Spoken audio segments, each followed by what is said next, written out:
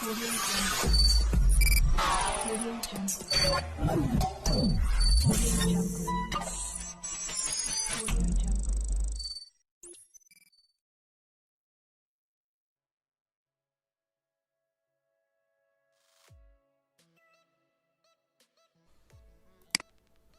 अस्सलाम वालेकुम, this is Syed Hasan Raza और आप सब लोग देख रहे हो अली एजुकेशन सेंटर। तो computer programming C plus plus और सी के हवाले से आज स्टोरी लेकर आ रहा हूँ। चैप्टर नंबर 7 से स्टार्ट कर रहा हूँ। बहुत सारे स्टूडेंट्स जिनके एग्ज़ाम्स होने वाले हैं, आईसीएस के जो स्टूडेंट्स हैं, पार्ट सेकंड के आप लोग के एग्ज़ाम्स होने वाले हैं। तो फंक्शन से पहले पहले तक जो है वो आप लोगों का कोर्स होता है और उसमें जो एक चैप्टर जो क्लिक कर रहा होता है वो अरेज का होता है। और ये बहुत इंपॉर्टेंट चैप्टर है। ये आगे चल करके जब आप लोग BScs करते हो, BSIT करते हो, MSys करते हो, उसके अंदर दो चीज़ें जो बार बार आ रही होती हैं आपकी जावा प्रोग्रामिंग के अंदर, आपकी सी प्रोग्रामिंग के अंदर, सी प्लस प्लस के अंदर, वो लूप्स होते हैं और अरेज होती हैं। और जो अरेज होती हैं वो लूप्स के बगैर कुछ नहीं है। और लूपिंग अगर आप अकेली कर लेते हो, अगर आप अरेज का इस्तेमाल नहीं करते, तो आप लोग एक गुड डेवलपर या एक अच्छा प्रोग्रामर आप लोग नहीं बन पाते। थोड़ा सा इंट्रोडक्शन दूंगा, ज़्यादा जो है क्योंकि टेक्निकलिटीज़ के ऊपर जाऊंगा, प्रैक्टिकल बंदा हूँ, प्रैक्टिकल आपको काम ज़्यादा करवाऊंगा। थ्योरी आप लोग खुद भी पढ़ सकते हो, कॉन्सेप्ट्स आप लोग अपने तब तक क्लियर नहीं कर सकते जब तक आप लोग फिज़िकली अपने जो है वो काम को परफॉर्म करके नहीं देख पाते। रेस क्या होती हैं? इसको हम कहते हैं group of conjunctive memory location है जी। इसका नाम सही होता है, इसका टाइप जो है वो सेम होती है। और मेमोरी लोकेशन जो अरे के अंदर है उसको हम एलिमेंट्स कहते हैं। और एक अरे के अंदर कितने एलिमेंट्स हैं वो उसकी लेंथ कहलाती है। कौन सा एलिमेंट कौन सी पोजीशन के ऊपर है वो इंडेक्स या सबस्क्रिप्ट कहलाता है। और अरे का जो फर्स्ट एलिमेंट होता है वो नंबर 1 से शुरू नहीं होता, वो 0 से शुरू होता है। तो इस वजह से अगर आपको 10 मेमोरी लोकेशंस वाला अरे बनाना है तो आप उसका इंडेक्स जो है वो 0 से लेकर 9 तक रखते हो। और आज की क्लास के अंदर ही हमने बातें बहुत ज़्यादा डिस्कस की थी BSIT फर्स्ट सेमेस्टर की क्लास के अंदर।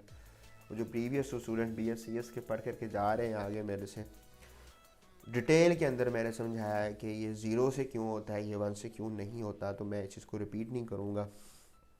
पहला एक बेसिक प्रोग्राम करूँगा।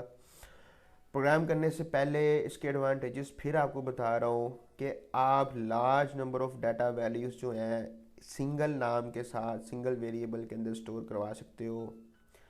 बहुत सारी वैल्यूज़ को इजीली और क्विकली आप जो है वो यूज़ करके प्रोसेस करवा सकते हो।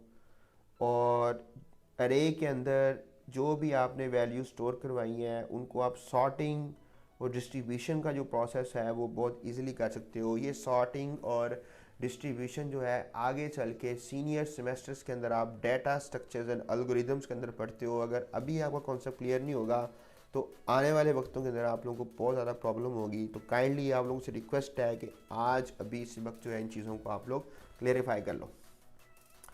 और जो सर्च और प्रोसेस होता है, जो सर्चिंग एल्गोरिदम्स होते हैं, वो अरेस के ऊपर ही आप इजीली जो है वो अप्लाई कर सकते हैं और अपना जो है सारा जो आपका एल्गोरिदम है उसको परफॉर्म कर सकते हैं। अभी हम पढ़ने वाले हैं वन डायमेंशनल अरे। और इसमें मैं बताऊंगा कि वन डायमेंशनल अरे के अंदर आप उसको किस तरह से डिक्लेयर करोगे, किस तरीके से आप उसको इनिशियलाइज करोगे, और with the help of for loop आप किस तरीके से अपनी अरे में इनपुट लोगे, और किस तरीके से वही फॉर लूप आपको बताएगा कि आपने अपनी अरेज में कौन कौन सा डेटा लिया है और हमने उसको क्या करना है, हम उसको आउटपुट के अंदर दिखा रहे हैं। Header files, library files, main function, output, और यहाँ पे हम अपना बेसिक कोड लिखने वाले हैं। Function, this is the main function, ये सारी बातें आप लोगों को पता है। तो मैं क्या करता हूँ, पहले ये इस प्रोग्राम को मैं एम्प्टी को ही रन करके देखूंगा इसमें कोई एरर तो नहीं आ रहा हो। जो मैं ये कंपाइलर यूज़ कर रहा हूँ, ये कोड ब्लॉक है, और आप सब लोगों को मैंने बताया ये डाउनलोड कैसे होगा। अगर आपको नहीं पता इसको डाउनलोड कैसे करना है, पहला प्रोग्राम इसके ऊपर कैसे रन करना है, तो मेरी प्रीवियस वीडियो का जो लिंक है वो इसके डिस्क्रिप्शन में आपको मिल जाएगा, वहाँ से जो है वो आप उसको देख सकते हो। बिल्ड एंड रन करते हैं। अरेज लिखा हुआ आ रहा है, ठीक है। और मैं इसको थोड़ा सा बढ़ा देता हूँ। चैप्टर 7 है जिसको हम लोग कह रहे हैं, तो फ़िलहाल ये जो चैप्टर 7 है ये BSIT में पढ़ाया जा रहा है, लेकिन ये BSCS के लिए भी है, ये MCS के लिए है, ये ICS पार्ट 2 के लिए भी है, ठीक है। तो सेव करने की ज़रूरत नहीं है, हम डायरेक्टली इसको रन करते हैं और ये हमारे पास बिल्कुल एक अच्छे तरीके से जो है ये रन हो रहा है। और इसको जो है हमने इस तरीके से इसको रन करवाना है। तो ये मैं इसका ये हेडर बना रहा हूँ, ठीक है। तो रन किया, वही जो प्रीवियस गार्बेज डाटा उठा के उसने दे दिया। बिल्ड एंड रन करेंगे तो डेट वास कि हमें किस तरह से चाहिए था। और नेक्स्ट हम आगे हम चलते हैं। पहला काम, डिक्लेरेशन ऑफ वन डायमेंशनल अरे। भाई कैसे डिक्लेयर करोगे? डिक्लेयर करने के लिए आप क्या करोगे? डाटा टाइप दोगे, आइडेंटिफायर दोगे, अरे की लेंथ दोगे, दैट्स इट। यूज इनपुट तो हमने यूजर से लेना है, तो डाटा टाइप मैंने दे दी इंट। वेरिएबल आइडेंटिफायर में से देता हूँ शारिफ, मेरे पास ही बैठा होगा ना। अच्छा जी, और मैं इसे कहता हूँ इसके अंदर मैंने ये वैल्यू स्टोर करवानी है। और प्लस प्लस जो है मैं एक और कॉमा डाल के वेरिएबल लेने वाला हूँ आए। ये वेरिएबल मैं इसको यूज़ करूँगा लूप के अंदर, या आई ओ ले लो, सिंपल चलो आई ले लेते हैं ताकि हमारा जो काम है वो आसान हो जाए। अब अरे बन गया, ठीक है। और इंडेक्स 0 to 5 है, 0 to 4 इज इक्वल टू 5, ठीक है। अब मैं क्या करूँगा कि मेरे पास जो लूप की कंडीशन लगेगी वो लेस देन 5 लगेगी। क्यों? क्योंकि 0 से लेकर 4 तक अगर आप काउंट करो कितने बनते हैं? 5। ओके हो गया जी। तो हम यहाँ पे अपना कीवर्ड यूज़ करते हैं फॉर, ठीक है। फॉर हमने अपना कीवर्ड यूज़ किया और मैं इसे कहता हूँ कि इस वक्त पहली वैल्यू कहाँ जाए? इंडेक्स नंबर 1 में। इंडेक्स नंबर 1 का मतलब ये है कि पहले चैम्बर में जाए जिसको आईडी मिली हुई है 0। तो मैं कहता हूँ आई इज इक्वल टू 0। अभी तक जो मेरी आई की वैल्यू है वो 0 है, तो आई लेस देन 5 होनी चाहिए, यानी 0 से 4 तक चलनी चाहिए।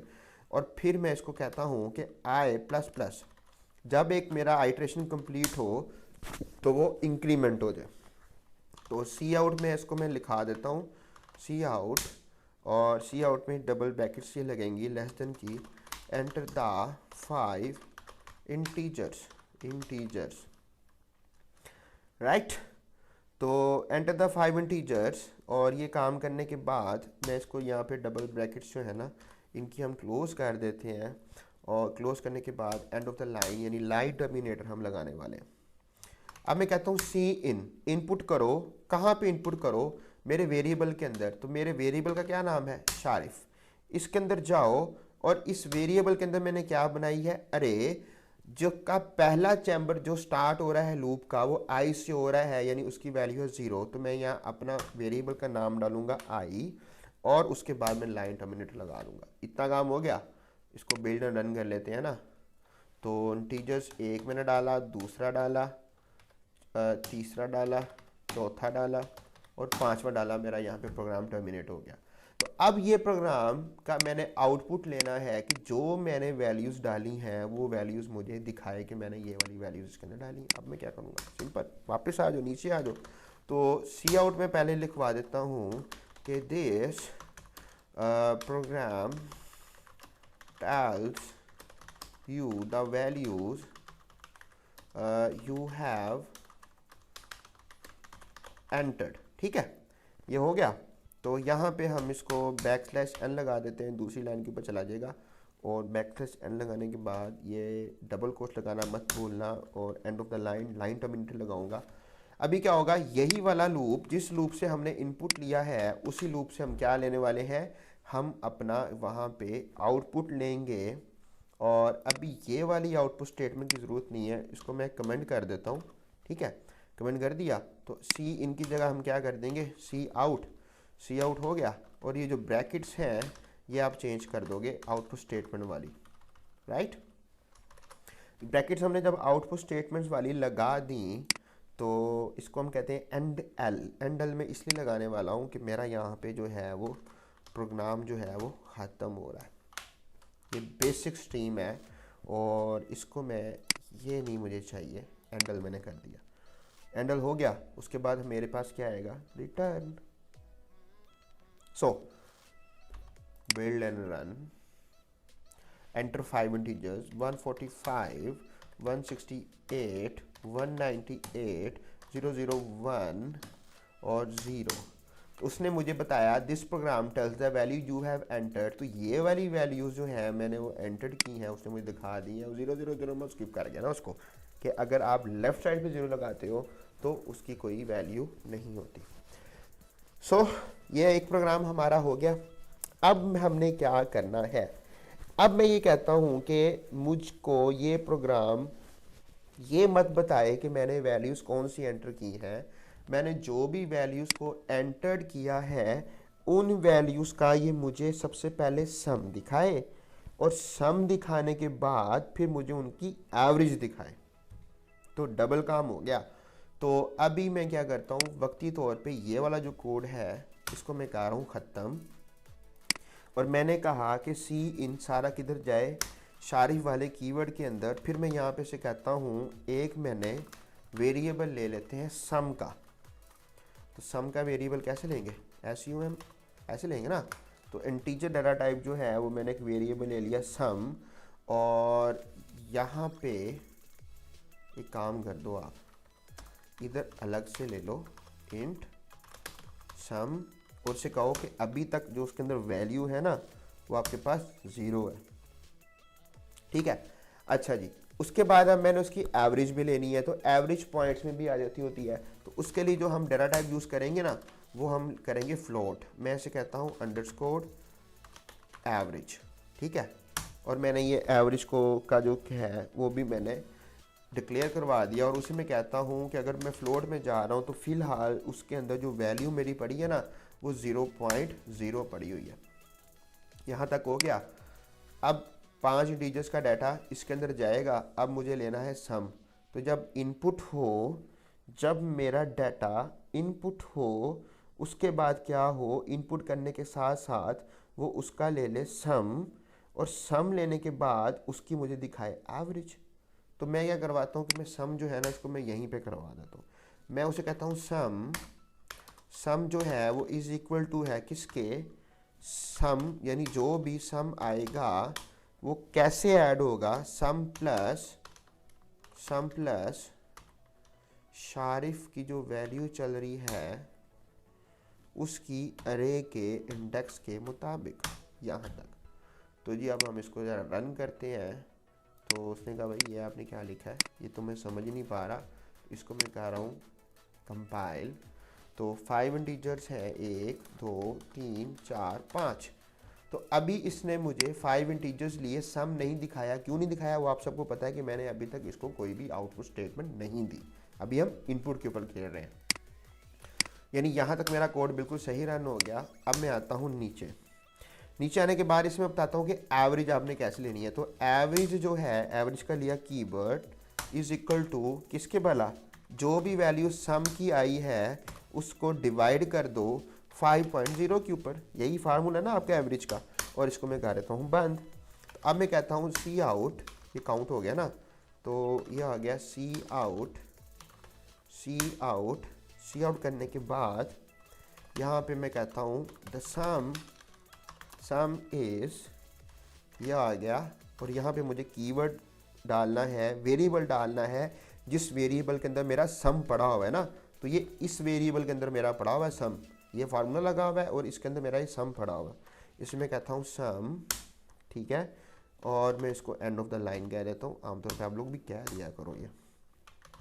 फिर मैं इसे कहता हूँ सी आउट, और मैं इसे कहता हूँ द एवरेज इज, और यहाँ पे डबल कोट्स खत्म। तो एवरेज वाला फार्मूला जब परफॉर्म हुआ तो उसकी वैल्यू किधर गई, एवरेज वाले कीवर्ड के अंदर। तो एवरेज वाला जो वेरिएबल है वो ये वाला है। ये वाला करने के बाद हम इसको यहाँ से क्लोज कर देते हैं, और हम इसे मांगते हैं गेट ch कि आप हमें बताओ हमारे पास क्या आया। चलो ठीक है भाई, परफॉर्म किया 12 13 14 15 और 16। तो उसने कहा the some is 0 the average is 0। वाह, अच्छा अब ये क्या हुआ, ये कैसे हो गया? ये ऐसे हो गया क्योंकि हमने सम को 0 डिक्लेयर करवाया हुआ था और एवरेज को जो है वो हमने ज़ीरो डिक्लेयर का आया हुआ था। तो अब हम क्या करेंगे, जब आप स्टूडेंट इसको यहाँ से ख़त्म करेंगे तो ये आपको एक्चुअल सम और एक्चुअल एवरेज दिखाएगा। ओके, टेक केयर, अल्लाह हाफिज़। Eyes in the sky, gazing far into the night. I raise my head.